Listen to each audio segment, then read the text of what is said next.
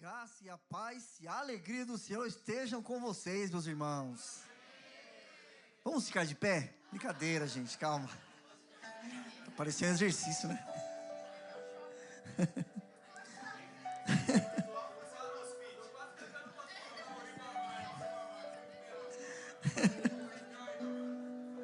Amém, meus irmãos, amém. Mais um dia maravilhoso na presença do Senhor, que maravilha. Como já foi dito aqui, nós continuaremos falando acerca do fruto do Espírito, que é o amor, certo? E os seus gominhos. Vou ficar bem simples para entender, tá? Semana passada, o Dé, ele iniciou falando sobre o amor, e ele fez um paralelo, irmãos, com o Sermão do Monte. Então, nós estudaremos um pouco mais hoje acerca disso. Mas vou lembrar rapidinho aqui, tá? Das minhas anotações. O que o Dé nos ensinou semana passada. Amor é tudo que importa. Misericórdia é perceber uma necessidade em quem não merece. E a graça é suprir a necessidade daquele que não merece. O amor é o motivo, a misericórdia a ação, o movimento, e a graça é o presente. O compassivo e misericordioso é movido pelas entranhas, assim como o bom samaritano. Ele agiu da única maneira que para ele era possível, com compaixão e misericórdia. Daí finalizou dizendo que era tempo de faxina. Por dentro, irmãos, tá ruim. Por fora, tá até apresentável. Só a aparência não é suficiente.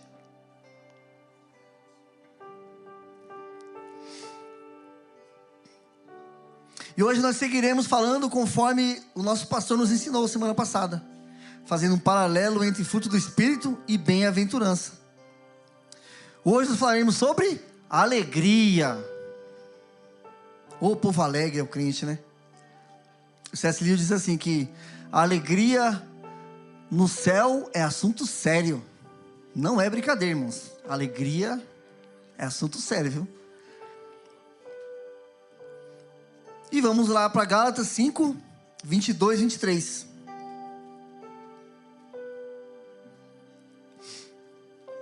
Gálatas 5, 22 e 23. Pode ser na NVT mesmo.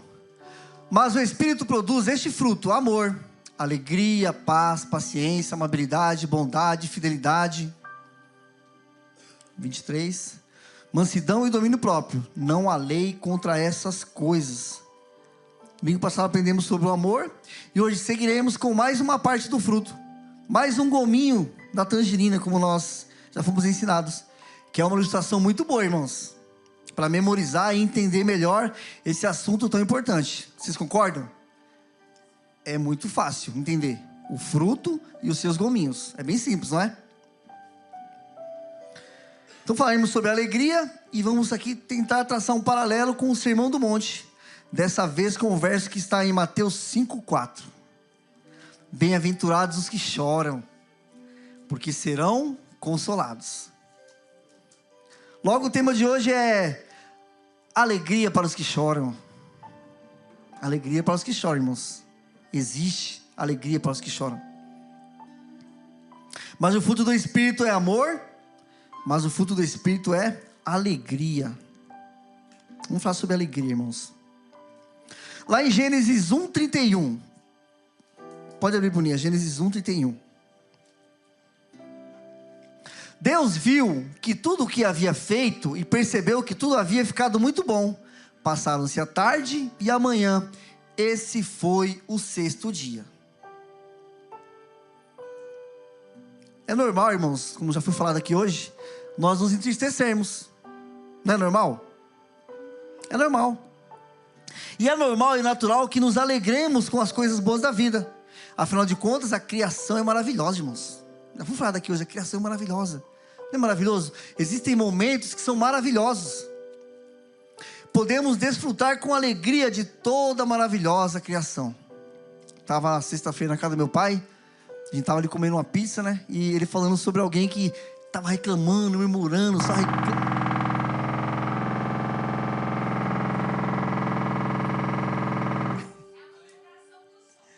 É verdade. Eu estava ali à mesa falando com ele falando sobre alguém que só vivia murmurando, reclamando, né? Que vida, e definhando, sabe? Ficando dentro de casa, isolado. Aí eu falei assim para ele, pai, nós estamos aqui, ó, maior simplicidade, na mesa, alegres, podendo desfrutar, sabe, de uma pizza. E eu mais ainda, que eu tirei a vesícula, que alegria, assim, eu posso comer sem me preocupar com nada. Irmãos, coisa simples. Alegria. Aquele momento de alegria, sabe? Coisas que nós podemos desfrutar, certo? Mas tem um problema muito sério conosco. Qual é esse problema? Nós já sabemos também. Calma aí. Esse é outro problema. O pecado. Irmãos, por causa do pecado, a alegria que sentimos e buscamos agora, ela está relacionada com a nossa cosmovisão mundana. A maneira como nós ainda enxergamos o mundo, as lentes que ainda usamos, nos dizem que precisamos de muitas coisas para que sejamos alegres, para que possamos nos deleitar, para que estejamos contentes. Não é assim, irmãos? Nós não precisamos de muitas coisas para nos alegrar? Muitas coisas. As coisas têm que andar tudo bem, tem que correr bem, a nossa vida tem que estar toda certinha, tudo caminhando corretamente, para que nós possamos estar alegres. Senão nós nos entristecemos, não é? Agora a alegria, como esse gominho, como parte do fruto do Espírito, é outra coisa, irmãos. A alegria, essa aqui do texto, ela vem do grego kará, se escreve chara, se lê kará, que significa deleite, contentamento. Só que num contexto diferente. Alguém que manifesta essa virtude é alegre, independente das circunstâncias. Alguém que é alegre, independente das circunstâncias. Pois essa alegria provém de onde? Do Espírito Santo, irmãos. É uma alegria diferente, que está simplesmente apontando para o Cristo ressurreto, que está sentado aonde? Onde que está sentado? O que o salmista diz lá em Salmo 16:11? Quando é que falou, me lembrei do credo. E lembrando que apesar de tudo, vai ficar tudo bem, irmãos. Irmãos, vai ficar tudo bem, não é não, Du? Às vezes demora um pouco, irmãos, nós já falamos sobre isso já. Às vezes demora para ficar tudo bem, mas a alegria que vem do Espírito, irmãos, essa é duradoura, ela independe das circunstâncias. Vamos refletir um pouco sobre o tipo de alegria que nós estamos mais acostumados, que beira a loucura. Eu poderia ficar aqui, nós temos vários exemplos, irmão. Cada um de nós tem algo que te deixa alegre, sabe? Tem um anseio, tem um desejo, tem um vício, sabe? Tem algo que pega. Eu poderia falar vários exemplos, mas eu vou citar um exemplo aqui, que eu acho que ele engloba muito dessas coisas. Está lá em Lucas 12, 16, 20. É o rico insensato. É uma parábola muito conhecida. Vamos falar um pouco sobre ela.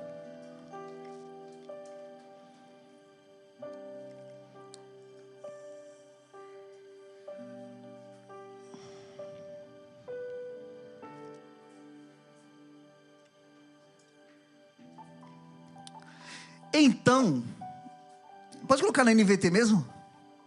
Minha amiga Bruninha. Então lhes contou uma parábola. Um homem rico tinha uma propriedade fértil que produziu boas colheitas. Pensou consigo, o que devo fazer? Não tenho espaço para toda a minha colheita. Por fim disse, já sei, vou derrubar os celeiros e construir outros maiores. Assim terei espaço suficiente para todo o meu trigo e meus outros bens. Então direi a mim mesmo, amigo, você guardou o suficiente para muitos anos. Agora descanse, coma, beba e alegre-se. Mas Deus lhe disse, louco, você morrerá esta noite. E então quem ficará com o fruto do seu trabalho? Loucura, irmãos, loucura total. O estudioso Herbert Lockyer, ele cita 4 tipos de loucos nessa parábola. O primeiro louco é o louco sem Deus. O louco sem Deus está bem no início. Ele tinha uma propriedade fértil que produzia boas colheitas, certo? Ele não percebia a graça, a dádiva que ele recebera. Ele não conseguia enxergar a bondade de Deus na sua vida próspera. Ele não conseguia, irmãos. Quanto de nós temos, sabe, tantas coisas e nós não consideramos que foi o Senhor que nos deu? A nossa alegria, ela é roubada rapidamente quando não consideramos as dádivas do Senhor na nossa vida. Não é assim? Quando nós temos algo e alguma coisa acontece. Vou dar um exemplo bem simples, poderia ser qualquer outro exemplo. Vou dar esse exemplo aqui que é um exemplo recorrente, até comigo, né? A alegria de ter um carro. É legal ter carro, né? Fala a verdade. Você pensa aí no dia que você comprou o seu carro. Você não tinha carro, Tony. Aí você comprou o seu carro, uma alegria, né? Ah, o Senhor me ajudou. Você vem, você até dá testemunho. Você vem aqui, o Senhor me abençoou com um carro. O Senhor, sabe, glória a Deus, todo mundo, glória a Deus, aleluia. Um choro, uma alegria. Aí o carro quebra. Meu, que tristeza. Não é não, Cezinha? O carro quebra. Afinal de contas, foi com muito suor e trabalho que eu consegui comprar o carro.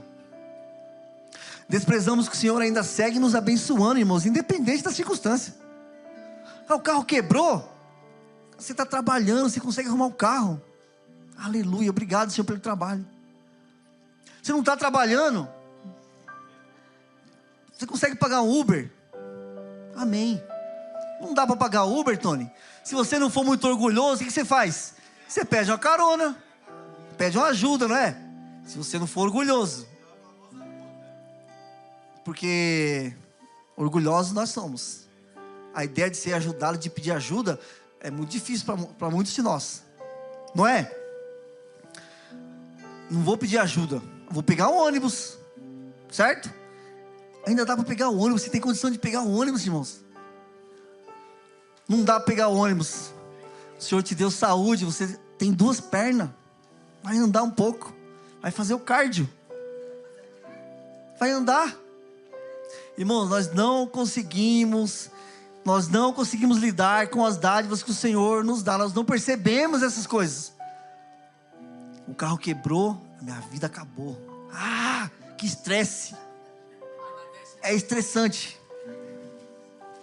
É estressante, irmãos. Tristeza, nós ficamos tristes, amargurados. Não é assim? Esse é o louco sem Deus. Ele não percebe que o Senhor continua cuidando de cada detalhe, sabe? Independente das circunstâncias, porque nós estamos no mundo caído, nós estamos exilados, nós somos peregrinos e nós vamos enfrentar dificuldades.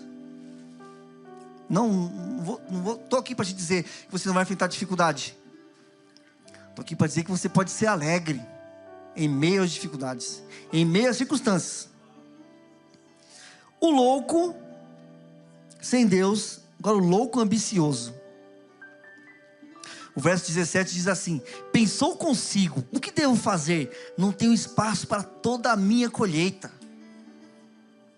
Fico imaginando ele conversando com ele mesmo. Nós fazemos isso às vezes, né? Nós conversamos com nós mesmos, né? Com os nossos planos. Só dentro da nossa mente que vai funcionar nossos planos.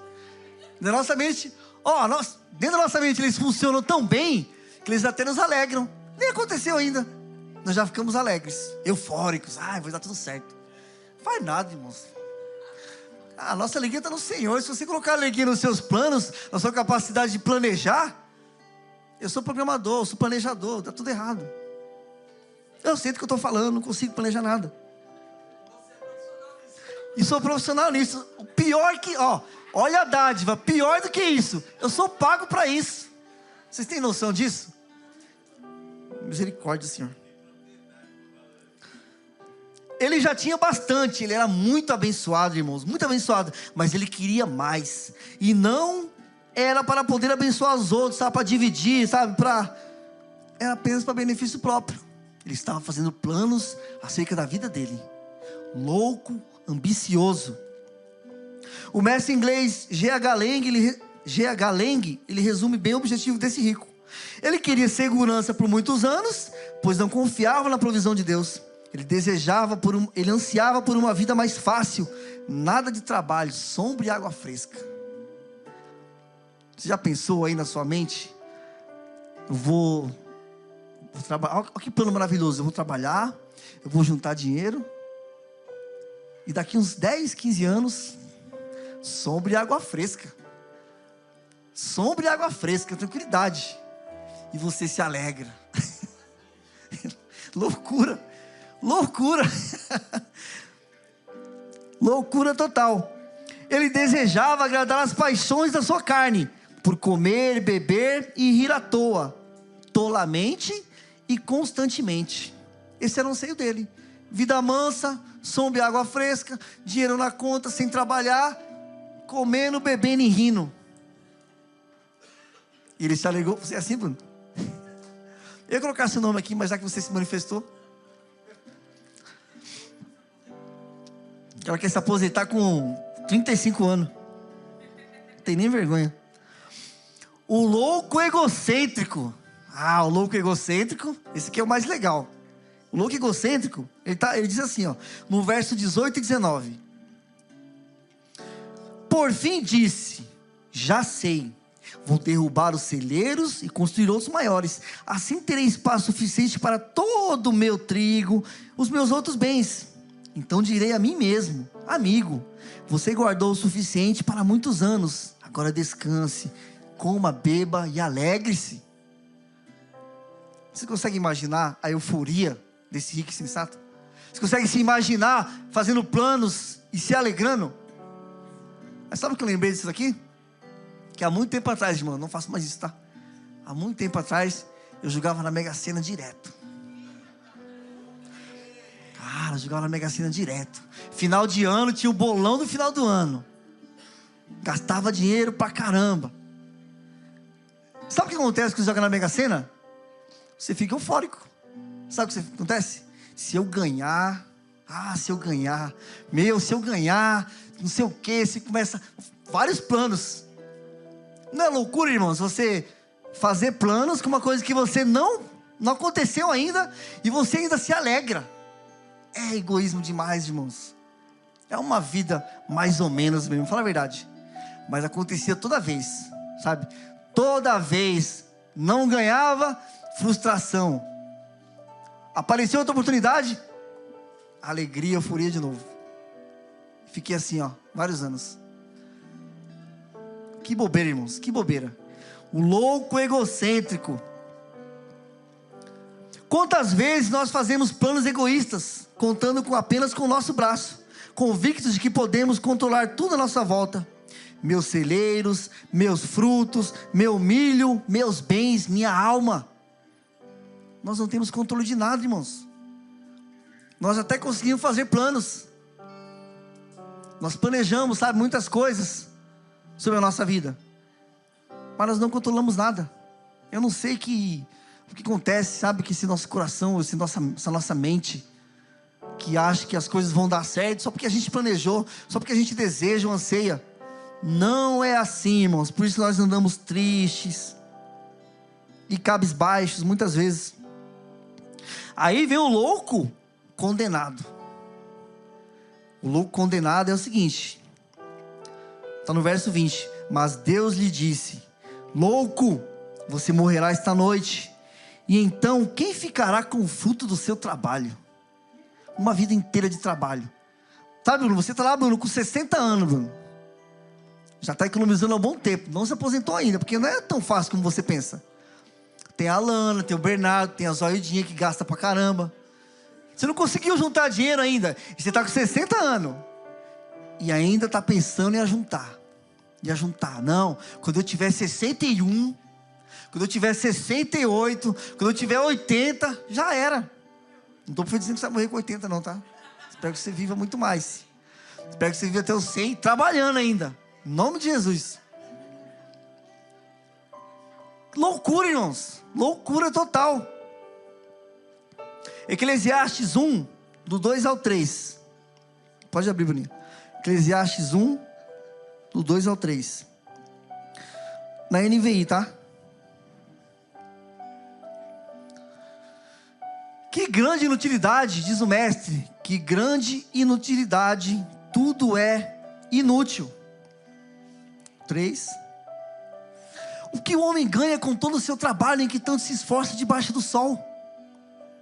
Na RA diz assim: vaidade de vaidades, diz o pregador. Vaidade de vaidades, tudo é vaidade. Que proveito tem o homem de todo o seu trabalho com que se afadiga debaixo do sol? Que proveito tem, irmãos? Por que nós achamos que essas coisas vão nos alegrar? Por que nós nos alegramos com uma coisa que nós não temos controle? Nós não podemos controlar essas coisas. Com a força do nosso braço? Sem chance. É engano. Mas mesmo assim nós continuamos fazendo.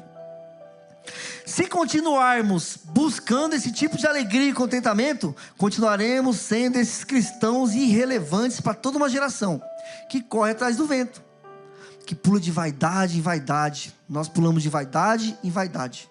É beleza, é dinheiro, é status, é título. Meu, são tantas coisas. São tantas coisas.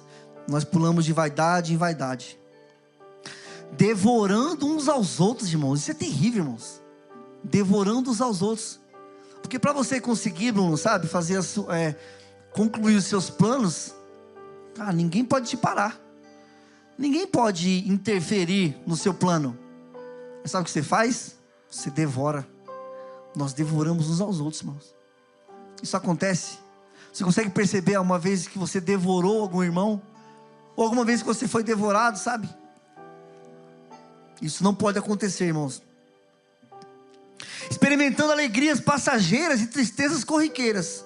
As alegrias são passageiras, mas as tristezas, elas são corriqueiras, acontecem o tempo todo, porque o nosso coração está ansioso por muitas coisas, porque nós estamos fazendo planos e nos alegrando com esses planos e desconsiderando a dádiva do Senhor, a graça.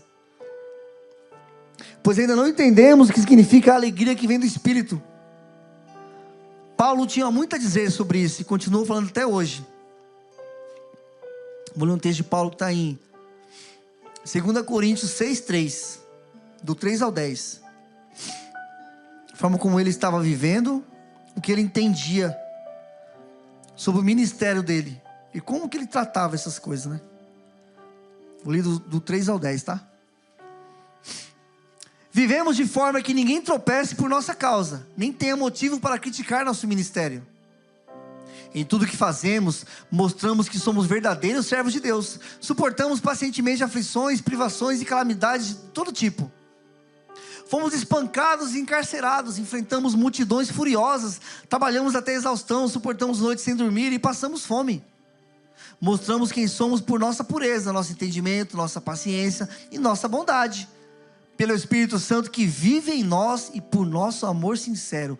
Pelo Espírito Santo, irmãos. Pode passar. Proclamamos a verdade fielmente e o poder de Deus opera em nós.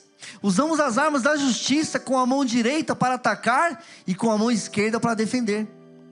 Servimos, quer as pessoas nos honrem, quer nos desprezem, quer nos difamem, quer nos elogiem. Somos chamados de impostores, apesar de sermos honestos. Somos tratados como desconhecidos, embora sejamos bem conhecidos. Vivemos à beira da morte, mas ainda estamos vivos. Fomos espancados, mas não mortos. Nosso coração se entristece. Paulo se entristecia também, irmãos. Mas sabe qual é a diferença? Ele não permanecia triste. Ele sabia de algumas coisas sobre a alegria que vem do Senhor, a alegria que vem do Espírito. Mas sempre temos alegria. É sempre, irmãos. Você viu o que ele leu? Nosso coração se entristece, mas sempre temos alegria. Somos pobres, mas enriquecemos a muitos outros. Não possuímos nada e, no entanto, temos tudo. O apóstolo Paulo entendia de sofrimento, de tristeza, de dificuldade, de circunstância, mas ele entendia muito bem sobre a alegria. De onde que vinha a alegria? Tanto que ele falou na carta de Filipenses. Filipenses, no último texto, está em Filipenses 4, o último verso, Bruninha, Filipenses 4. Eu nem coloquei aqui, mas eu vou falar um pouco sobre isso. Filipenses 4, 22, veio antes, 22. Isso, do 21 ao 23, tá? Transmitam minhas saudações a cada um do povo santo em Cristo Jesus. Os irmãos que estão comigo também mandam lembranças. Todo o povo santo daqui lhes envia saudações, especialmente os que pertencem à casa de César. Quem eram esses da casa de César? Paulo aqui estava preso, irmãos. Paulo estava preso. E ele se alegrava, sabe? Se você ler um pouco antes, nos outros capítulos, ele se alegrava porque o evangelho estava sendo pregado, mesmo ele na cadeia. E como foi dito, vocês acham que Paulo estava feliz? Ele estava alegre com os seus planos? Ele estava eufórico? Ele estava triste, mas sempre alegre.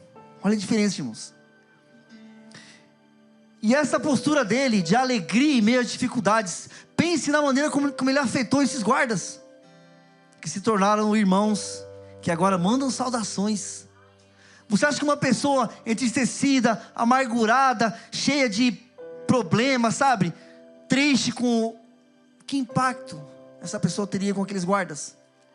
Os guardas olhavam para ele e falavam: meu, esse cara é diferente. O que está acontecendo com ele? Que tipo de alegria é essa que ele está aqui acorrentado? E Paulo estava alegre, sabe por quê? Porque o evangelho estava sendo pregado através das perseguições dele, das tribulações, das dificuldades. Quantos de nós podem dizer, irmãos, que as nossas vidas, que as nossas dificuldades, que a nossa tribulação tem abençoado outras pessoas? Porque nós somos alegres, porque nós somos um povo diferente. Quantos de nós? Quantos de nós aqui podem testemunhar disso? Quantas pessoas podem testemunhar isso acerca de nós? Eu trabalho com o Clebson e ele é um cara muito alegre. Ele está com vários problemas, mas eu não vejo ele entristecido. Alguma coisa acontece. James, está acontecendo alguma coisa, cara, com você, porque você está muito alegre. Você tem uma série de problemas e você está alegre. Quantos de nós podem dar esse testemunho, irmãos? Paulo entendia muito bem dessas coisas.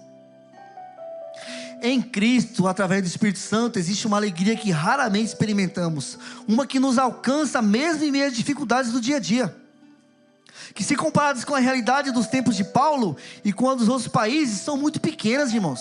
O tempo de Paulo era perseguição, tribulação. Outros países que o pessoal não pode nem, nós já sabemos dessas coisas, não podem se reunir para falar do Senhor, não tem esse privilégio, não tem, sabe? Eles não podem se reunir para dormir um pouco. Eles não podem se reunir para conversar na hora do culto. Eles não podem, irmãos. Então não dá para comparar.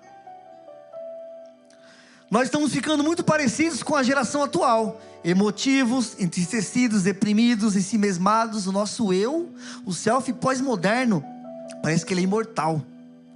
Está difícil de morrer. Ou nós não queremos tanto que ele morra. Ah, irmão, essa geração aqui está demais. Fui assistir o Superman, me decepcionei. Superman, olha o nome do cara, Superman. Aí chega lá o cara todo emotivo, todo emocionado, todo engraçadinho. Meu, não é o Superman dessa geração. Vê se pode. Você imagina? Usa a imaginação, irmãos. Você imagine se lá no tempo de Paulo houvesse um filme Superman. Como seria esse cara? Meu, absurdamente diferente. Extremamente poderoso. Extremamente, sabe? Como deveria ser, como é assim nos gibis, né? Só para contextualizar aqui. Mas hoje em dia ele precisa se encaixar.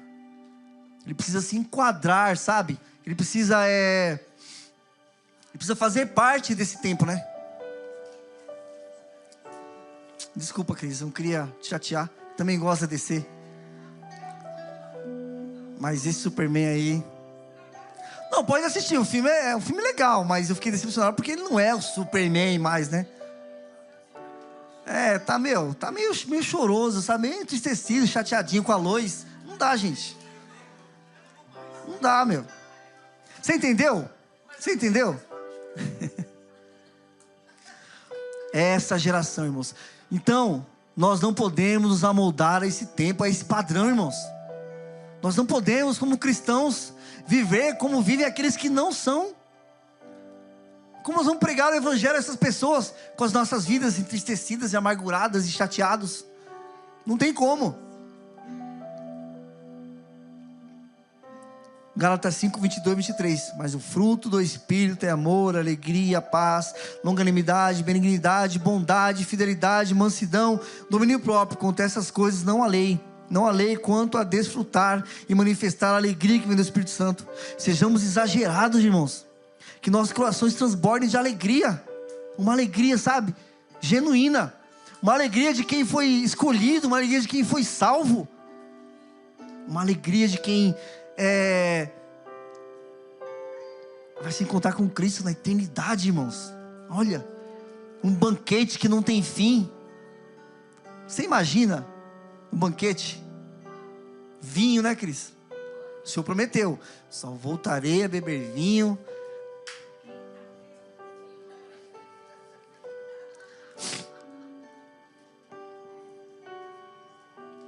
Não há lei quando desfrutar essas coisas. Sejamos exagerados, que nossos corações transbordem de alegria, pois como está escrito em João 19:30, está consumado. Está consumado, irmãos. Nós não temos mais que viver presos, sabe, a tantas coisas como nós estamos acostumados. Nós não precisamos estar consumado. 2 Coríntios 6:10. Nosso coração se entristece, mas sempre temos alegria. Somos pobres, mas enriquecemos a muitos outros. Não possuímos nada e, no entanto, temos tudo. Paulo se entristecia, Paulo sofria, Paulo se lamentava, mas sempre era consolado. A alegria que ele sentia não estava atrelada às condições em que ele vivia, irmãos. É uma alegria diferente. Não estava atrelada à maneira como ele vivia. Tudo que nós somos, o que nós aprendemos e entendemos dessa vida debaixo do sol, cheios de nós mesmos, é que para nos sentir alegres, é preciso que aconteçam várias coisas. E que normalmente quando essas coisas não acontecem, entristecidos, nós ficamos, nós então choramos e nós murmuramos, pois as coisas não estão indo muito bem, nossos planos foram frustrados, nossos desejos não foram atendidos. É assim que nós agimos, ficamos entristecidos, aí nós choramos, mas é um choro diferente, irmãos. Nós choramos porque nós queríamos que as coisas dessem certo, queríamos que nossos planos dessem certo. Mas existe sim alegria para os que choram. Não se preocupem, podem chorar à vontade, irmãos, mas não é esse choro que você está acostumado. Não é esse chororô, sabe, do Superman. Ele não chora não, mas parece que ele vai chorar, viu? Estraguei o filme dos outros, que chato. Desculpa, irmãos. Mateus 5:4. Vamos falar um pouco sobre os bem-aventurados agora. Mateus 5:4 diz assim. Pode ser na NVT mesmo. Felizes os que choram, pois serão consolados. É maravilhoso, irmãos. Benditos os que choram, bem-aventurados, felizes, porque serão consolados. Como aprendemos semana passada, bem-aventurado vem do grego. Eu não falo grego igual o Dé, tá, gente? Que o Dé é profissional. Vem do grego Makarios, que significa feliz e abençoado. Makarios também carrega a ideia de uma condição de bem-estar e prosperidade espiritual, de uma alegria que transcende as circunstâncias externas. Esse é o bem-aventurado. E a palavra choram nesse contexto vem do grego penteu. O Daniel falou que era assim que falava. Penteu. Refere-se a um choro intenso de dor, lamento e sofrimento. Sabe que tipo de choro, de lamento é esse que Jesus está dizendo aqui no Sermão do Monte? Onde é bem-aventurado aquele que lamenta. Lá em Isaías 6 tem um lamento desse.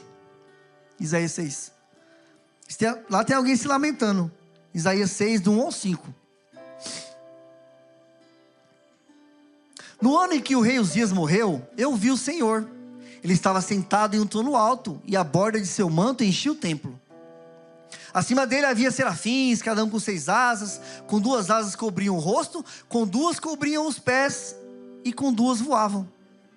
Diziam em alta voz uns aos outros: Santo, Santo, Santo é o Senhor dos exércitos. Toda a terra está cheia de sua glória. Suas vozes sacudiam o templo até os alicerces, e todo o edifício estava cheio de fumaça. Então eu disse: estou perdido, é o meu fim, pois sou um homem de lábios impuros e vivo no meio de pessoas de lábios impuros. Meus olhos, porém, viram o Rei, o Senhor dos exércitos. Isaías. Os que choram e são consolados são os que lamentam quando percebem o quão falhos são diante da santidade e perfeição do Senhor. É esse choro, irmãos. Esse é um tipo de choro, sabe? Que merece, que será consolado. Isaías teve uma visão do Todo-Poderoso, então logo olhou para si mesmo e percebeu que não era digno. Quantos de nós olhamos para o Senhor e percebemos que não somos dignos, irmãos? Quantos de nós nos colocamos nesse lugar? Nós não conseguimos nem prestar atenção na hora do culto. Nós não conseguimos nem entregar um louvor que já é pífio ao Senhor. Um Senhor que se inclina. Você tem noção disso? Um Senhor que se inclina para ouvir o seu povo. E nós aqui. Como nós consideramos essas coisas, irmãos? Nós nos consideramos dignos diante do Senhor? Ah, se não fosse Cristo, irmão, se não fosse Cristo. Ele percebeu que não era digno, que merecia mesmo era a morte, que havia chegado o seu fim. Olha, gente, olha a noção. Vocês percebem? Quando Isaías se deu conta da santidade do Senhor, que ele estava diante do Todo-Poderoso, chegou o meu fim, eu não sou digno. A palavra consolados vem da palavra grega parakaleo, que significa ser encorajado, exortado, fortalecido. Isaías, diante da sua pecaminosidade, ele se lamentou, mas teve um porém ali.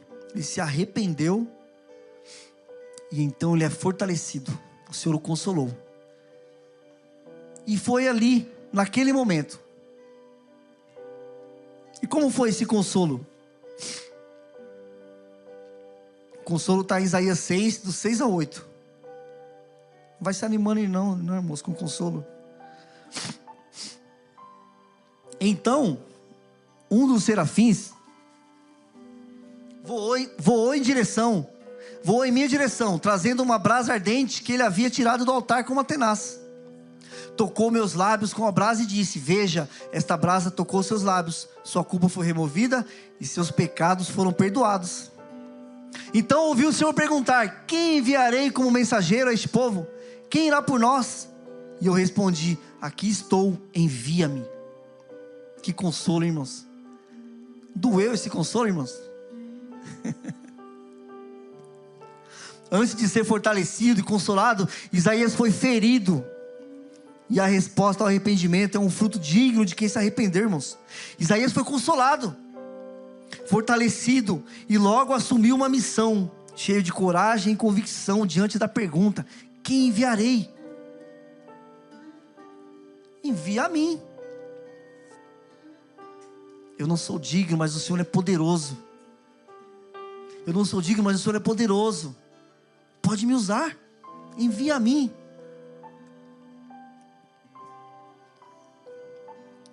Nós precisamos ter essa noção, irmãos, da grandeza e da santidade do Senhor. Nós não podemos mais viver como crentes, sabe, cristãos que não entendem essas coisas.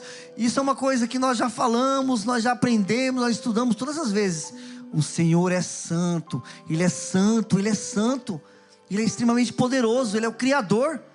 Como que nós nos portamos de qualquer maneira diante dEle? É mais do mesmo. Nós falamos essas coisas o tempo todo, nós já sabemos dessas coisas. Vou ler um texto aqui do Martin Lloyd Jones acerca desse, que tem a ver com esse texto. O homem que realmente viu a si mesmo, tendo sentindo-se examinado em sua pessoa e vida, é alguém que se viu forçado a chorar em vista dos seus pecados, em vista das coisas malignas que pratica. Ora, os mais profundos conhecedores da vida do Espírito sempre recomendaram o autoexame. Todos eles o recomendam e praticam pessoalmente. Afirmam que é conveniente ao indivíduo fazer uma pausa no fim do seu dia e começar a meditar sobre si mesmo, repassando rapidamente os acontecimentos do dia e indagando: o que eu fiz? O que eu disse? O que eu pensei? Como foi que me conduziram tocante a meus semelhantes? Ora, se você fizer tal coisa, qualquer noite dessas, descobrirá que fez muitas coisas que jamais deveria ter feito. Tomará consciência de haver nutrido pensamentos, ideias e sentimentos bastante indignos. E ao perceber tais coisas, qualquer crente sente-se profundamente afetado pelo senso de tristeza e pesar, por haver sido capaz de tais ações ou pensamentos. E isso leva-o a lamentar-se. Todavia, o crente não estaca meramente nas coisas que praticou. Pelo contrário, medita e contempla as suas próprias ações, o seu estado e a sua condição de pecaminosidade. E então, ao examinar assim a si próprio, forçoso lhe é que lhe atravesse a experiência aludida no 7º capítulo de Romanos. É preciso que o crente se conscientize desses princípios malignos que nele existem.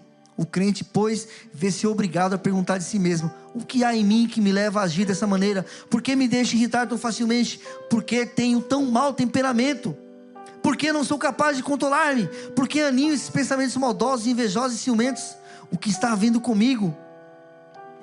Quando analisarmos a nós mesmos, o que encontramos? Quando analisamos a nós mesmos no nosso dia, uma conversa com um irmão, uma atitude nossa, como que nós enxergamos essas coisas? Nós nos lamentamos? Às vezes, irmãos, nós até nos sentimos bem, sabe? Com as nossas atitudes. Se ela vier de encontro à nossa justiça própria, se ela vier de encontro às nossas convicções, uma discussão entre eu e o Du, e eu falo coisas para ele, sabe? Entristeço o meu irmão, mas eu tenho razão. Não estou nem aí, sabe? Eu não me compadeço, Dudu. E aqui eu vou abrir um parênteses para falar sobre empatia.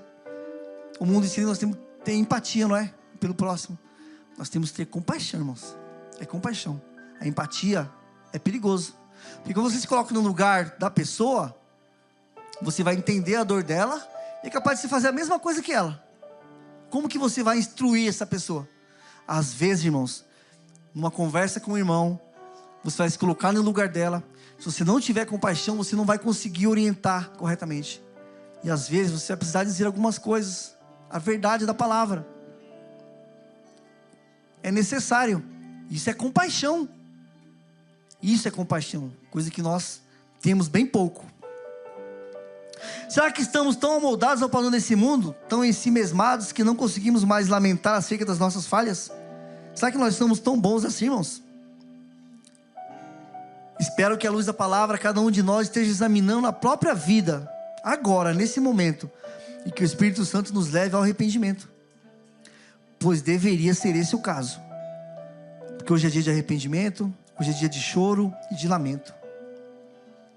E tem mais. Lucas 19, do 41 ao 42. Lucas 19, 41 ao 42. Quando Jesus se aproximou de Jerusalém e viu a cidade, começou a chorar. Como eu gostaria que você compreendesse o caminho para a paz, disse ele. Agora, porém, isso está oculto aos seus olhos. O cristão verdadeiro não lamenta apenas pelos seus pecados. Agora é doído. Ele lamenta e chora pelos pecados dos outros. Se nós não conseguimos lamentar nem pelos nossos pecados, como que eu vou olhar para o meu irmão e lamentar pelo pecado dele? E chorar, sabe? E ser consolado. O que sentimos quando olhamos para o pecado do próximo? Para esse mundo decaído? Como temos relacionado com os outros exilados e oprimidos? Nós lamentamos? Nós nos entristecemos? Somos movidos por compaixão e amor ágape, como aprendemos semana passada? Ou apenas falamos como o fariseu em Lucas 18:11? Pode colocar, Bruninho. Lucas 18:11. O fariseu em pé fazia esta oração: eu te agradeço, Deus, porque não sou como as demais pessoas desonestas, pecadoras e adúlteras, e com certeza não sou como aquele cobrador de impostos. Nós lamentamos pelo pecado do nosso irmão, né? Ou nós falamos: obrigado, Senhor, porque eu não sou como ele, eu sou melhor, eu não faço essas coisas, eu estou em outro nível.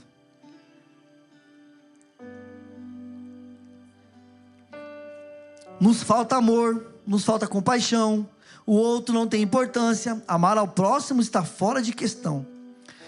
Porque amar ao próximo, irmãos, a ponto de você se lamentar pelo pecado, de chorar, sabe, pedir para que o Senhor transforme, devia ser uma coisa normal para nós, cristãos. Devia ser normal. Devia ser normal que de você, sabe, você perceber que seu irmão pecou, a sua irmã pecou, e você chorar de lamento. Por que ela fez isso, Senhor? Senhor, transforma a vida dela, muda o coração dela. Senhor, usa a minha vida, que eu possa ajudá-la. Irmãos, é difícil. Mas sabe o que fala mais alto nessas horas? A nossa justiça própria. Se tivesse ouvido a palavra, se não tivesse dormido no culto, se tivesse prestado atenção, ido nos estudos, nós, sabe? Essas coisas, elas afloram, como se nós nos colocamos num lugar assim mais alto. Ao invés de nos dispormos a amar e a ajudar e nos lamentar, nós nos colocamos num lugar mais alto, como se tivesse feito essas coisas, como eu que sou santo faço, como eu que não peco faço. Seria diferente. Irmãos, nós somos tão falhos. Acho que foi o Spurgeon que disse, até comentei com a Nancy: se falarem mal de você, se estão falando mal de você, não se preocupe, você é bem pior do que a pessoa pensa. Somos assim, irmãos. Nos falta amor, nos falta compaixão. O bem-aventurado, o mais feliz, o mais abençoado é aquele que olha para si mesmo, analisa as suas atitudes e percebe o quão longe está de se parecer com Cristo, e chora, lamenta e se arrepende. O bem-aventurado, o mais feliz, o mais abençoado é aquele que olha para o próximo e não enxerga alguém inferior e cheio de defeitos, mas a criação, a imagem de Deus. É isso que nós deveríamos ver no nosso irmão. A imagem Dei, a imagem de Deus, criação, é criação do Senhor. É criação do Senhor. Alguém que precisa urgentemente de Cristo, então chora, pois ele se enxerga também naquela pessoa, se arrepende do seu orgulho, egoísmo e soberba, e a partir daí ele é consolado, auxiliado pelo Espírito Santo, que aponta para Cristo, cheio de graça e misericórdia. Logo a alegria da salvação toma conta do bem-aventurado. Seu coração se enche de alegria, não a alegria que passa, mas a que permanece em meio às dificuldades, a certeza de que tudo vai ficar bem, pois em algum momento no tempo, aquele que habita fora do tempo, por um breve momento se sujeitou, e por amor enfrentou a morte, venceu e bradou: está consumado. Vocês imaginam que o autor do tempo, vive fora do tempo, se sujeitou a essa vidinha nossa? Para quê, irmãos? Para quê? Para nos salvar. Esse povo maravilhoso, sabe, orgulhoso dos seus feitos, das suas maravilhas. Esse povo altivo, sabe, que se coloca num lugar assim diferente. Não foi para isso, irmãos. Não foi para isso que o autor da vida entregou a própria vida por nós. Não foi para isso.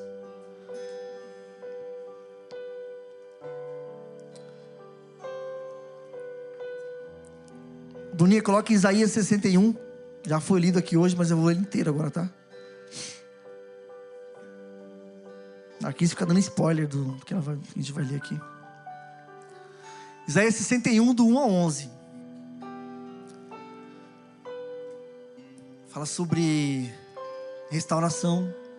Esse tempo aqui o povo era muito oprimido pela Síria, pela Babilônia.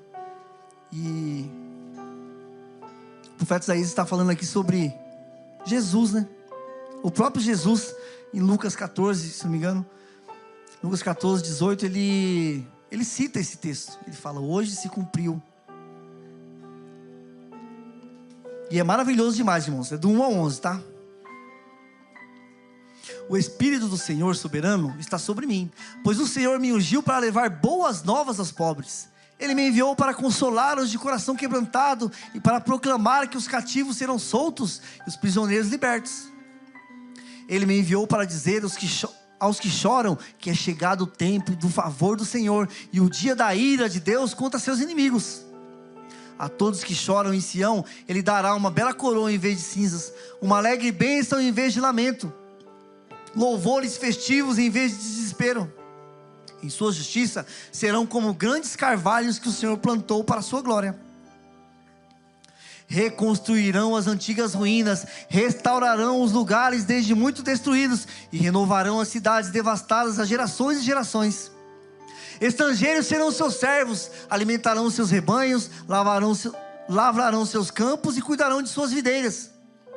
Vocês serão chamados de sacerdotes do Senhor, ministros de nosso Deus. Das riquezas das nações se alimentarão e se orgulharão de possuírem os tesouros delas. Em lugar de vergonha e desonra, desfrutarão uma porção dupla de honra. Terão prosperidade em dobro em sua terra e alegria sem fim. Pois eu, o Senhor, amo a justiça e odeio o roubo e a maldade. Recompensarei meu povo fielmente e farei com ele aliança permanente. Seus descendentes serão reconhecidos e honrados entre as nações. Todos saberão que eles são um povo abençoado pelo Senhor. É imensa a minha alegria no Senhor. É imensa a minha alegria no Senhor, meu Deus, pois Ele me vestiu com roupa de salvação e pôs sobre mim um manto de justiça. Sou como o noivo com suas vestes de casamento, como a noiva com suas joias.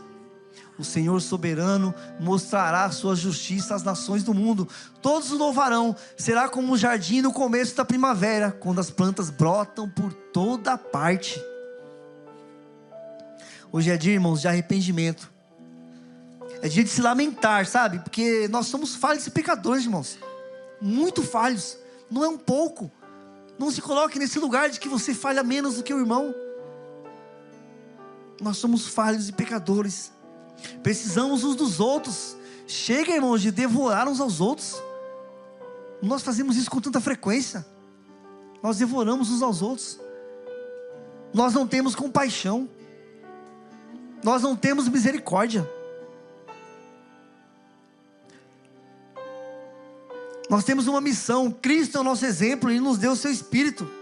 Não é tempo de endurecer o coração ou de se entristecer com coisas terrenas. É tempo de nos alegrar por tamanha graça recebida, pois é o que significa ser presenteado. O que acontece quando você recebe um presente? Você tem alguma alternativa a não ser receber esse presente? Um presente é isso, irmãos, é graça. Você não faz nada para receber o presente, é graça. A única coisa que você tem que fazer, é receber. É receber. Sabe? Que seu coração se enche de alegria. Que nosso coração se enche de alegria diante desse presente maravilhoso, que é Jesus. Que é o sangue derramado. É tempo de se alegrar, pois nosso Deus está nos vestindo com roupas de salvação, irmãos. Olha que alegria maravilhosa. Usa a imaginação. Pense no Senhor nos vestindo com roupas de salvação. Com um manto de justiça. Um manto de justiça. Somos como o noivo com suas vestes de casamento, bem arrumado, sabe? Ali esperando. Somos como a noiva com suas joias, toda adornada, sabe? Aguardando o noivo. É isso que Deus está fazendo conosco, irmãos. É isso que Ele está fazendo. Existe sim alegria para os que choram, irmãos. O choro do arrependido, o choro do compassivo. É isso. Não é o choro do entristecido porque aconteceu isso ou aquilo, sabe? É o choro do compassivo, o choro do arrependido. Fique de pé.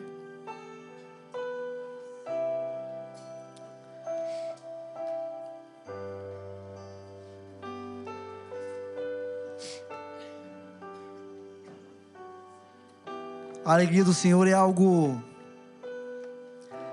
transcende todas as coisas. Nós não podemos viver pulando de alegria em alegria, como se fosse a nossa missão, como se a minha missão fosse eu fazer de tudo para que eu seja feliz, Paulinho. Preciso fazer tudo para que eu seja feliz, independente de qualquer coisa. Eu preciso que as coisas deem certo, eu preciso ser feliz, doa quem doer. Eu preciso ser feliz, eu preciso que as coisas, sabe, eu preciso estar alegre. Não é assim, irmãos. A nossa alegria, ela é do Senhor. Sabe como aquela musiquinha? Você lembra da musiquinha?